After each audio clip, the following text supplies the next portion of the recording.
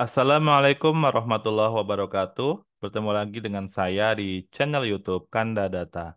Kali ini kita akan melanjutkan pembahasan rahasia menulis artikel jurnal ilmiah dari skripsi.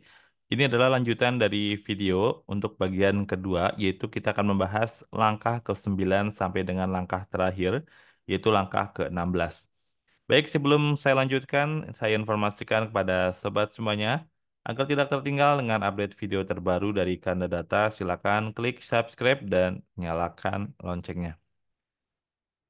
Baik, yang ke-9 adalah kita akan menulis hasil, ya.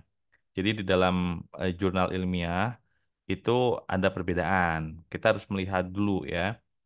Untuk hasil yang ditulis itu kita sesuaikan dengan guidelines-nya ya, atau dari aturan dari jurnal yang dituju.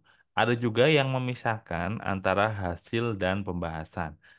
Ya, jadi ada juga yang menggabungkan result and discussion. Ya, jadi hasil dan pembahasan langsung jadi satu bab ya, atau satu subbab.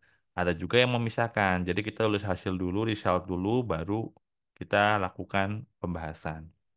Nah, di sini untuk di pembahasan, teman-teman bisa menggunakan tabel, gambar, grafik, ya, sehingga nanti teman-teman bisa lebih efektif dalam menyampaikan hasil temuan teman-teman.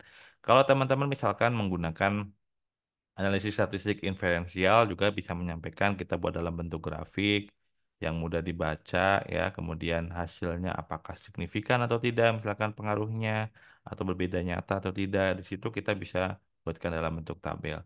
Kalau untuk deskriptifnya kita bisa gunakan figur juga ya atau grafik juga untuk mempercantik ya sehingga dapat lebih informatif. Kemudian di hasil kita fokus pada temuan utama ya, temuan utamanya apa yang memberikan kontribusi pada keilmuan ya. Oke, selanjutnya untuk diskusi ya, discussnya. Jadi kita kalau kalau misalkan digabung, jadi langsung saja kita tuliskan hasilnya seperti apa dari hasil riset kita, kemudian langsung kita bahas.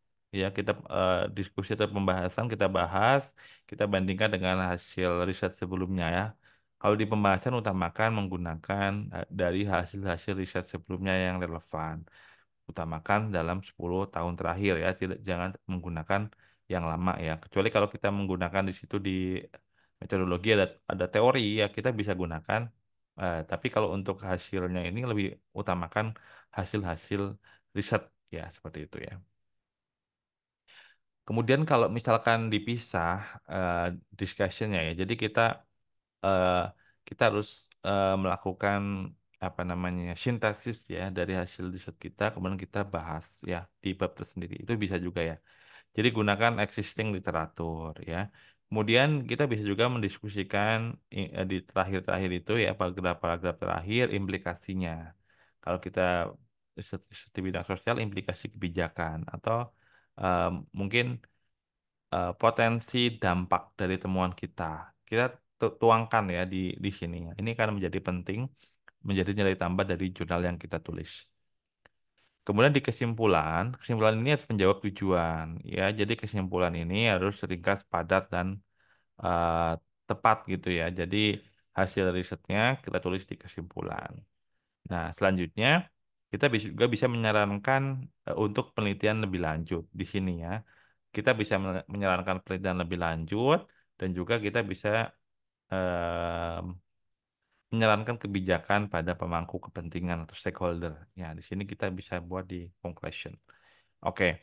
Nah, selanjutnya setelah kita selesai menulis manuskrip, lakukan peer review and feedback. Jadi silakan misalkan teman-teman kan ada ke-author ya, misalkan teman-teman sebagai penulis pertama, ke-authornya kan biasanya tuh dosen pembimbing ya. Jadi silakan setelah selesai minta tolong pada dosen pembimbing untuk review. Jadi kalau misalkan belum yakin sebelum ke dosen pembimbing bisa ke teman-teman atau ke senior yang biasa menulis jurnal ilmiah seperti itu.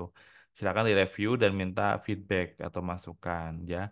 Jadi setelah selesai baru ke dosen pembimbing. Nah, kalau sudah dosen pembimbing sudah selesai, jadi kita udah perbaiki, udah oke ya, berarti kita siap-siap untuk melakukan submit ya. Oke. Jadi setelah itu kita juga perlu memastikan ya citasi yang kita gunakan sesuai yang kita tulis di body naskah, kita tuliskan juga di reference atau di daftar pustaka. Dan hindari plagiarisme ya, kita bisa cek dengan Turnitin ya, misalkan syukur-syukur di bawah 20 atau 15% gitu ya. Oke. Nah, selanjutnya, nah ini untuk memudahkan, gunakan reference manager ya, to keep track of source ya. Jadi, kita bisa menggunakan Mendeley atau EndNote untuk memudahkan eh, dalam menulis atau memfinalisasi hasil riset kita ya. Dan juga pastikan bahasa kita clear and concise ya. Jadi kalau apalagi kalau kita menggunakan bahasa Inggris ya di jurnal internasional, kita kan bahasa natifnya adalah bahasa Indonesia. Jadi kita pastikan kita bisa melakukan proofread ya. Kita bisa menggunakan orang yang pintar bahasa Inggris, minta tolong ya. Atau kita menggunakan lembaga bahasa untuk proofread ya sebelum eh, submission ya. Oke. Selanjutnya adalah langkah terakhir. Nah, ikuti proses submisi, eh, submit ya, proses submit yang disediakan oleh jurnal. Jadi kita ikuti tahapan-tahapannya. Misalkan kita menuliskan judul, kemudian autorsnya, semuanya, alamat email. Kadang ada yang diminta orchid ya, kemudian dan sebagainya. Di situ teman-teman ikuti. Sabar dan cek and recheck kembali ya setelah kita upload filenya nanti yang diupload. Kemudian kadang kita juga diminta memasukkan kalimat abstraknya, keywordnya dan sebagainya. Gitu. Dan yang terakhir di sini adalah kalau kita menulis jurnal ilmiah, kadang kita tidak selalu yang kita tulis itu bisa diterima atau accepted, ya.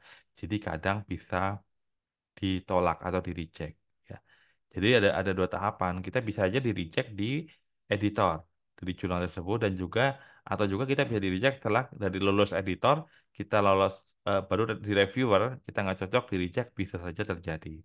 Jadi tetap memiliki motivasi yang kuat dan jangan eh, berendah hati atau sedih ya kalau di reject. Jadi kita bisa saja eh, masukan-masukan yang ada sebelumnya kita manfaatkan, kita coba, kita perbaiki, lalu kita kirim ke jurnal yang lain ya. Every step is a learning experience. Jadi setiap tahapan ini akan menjadi pembelajaran dari kita ya. Jadi memang dalam kasus banyak kasus ada yang langsung di accepted, ada juga yang harus beberapa kali ya baru keterima. Terlebih kalau kita targetnya adalah ke jurnal misalkan Sinta 2, Sinta 1 atau jurnal Scopus Q1, Q2, Q3 ya dan seterusnya. Seperti itu. Baik, demikian rahasia menulis artikel jurnal ilmiah dari skripsi untuk di video bagian kedua. Semoga bermanfaat dan memberikan insight bagi teman-teman yang memang sedang menulis jurnal dari skripsi. Jika video ini bermanfaat, jangan ragu untuk share pada teman yang lain agar teman yang lain juga bisa memperoleh manfaat seperti Anda. Baik, terima kasih telah menonton video sampai detik ini. Salam sehat selalu. Sampai jumpa di video selanjutnya. Assalamualaikum warahmatullahi wabarakatuh.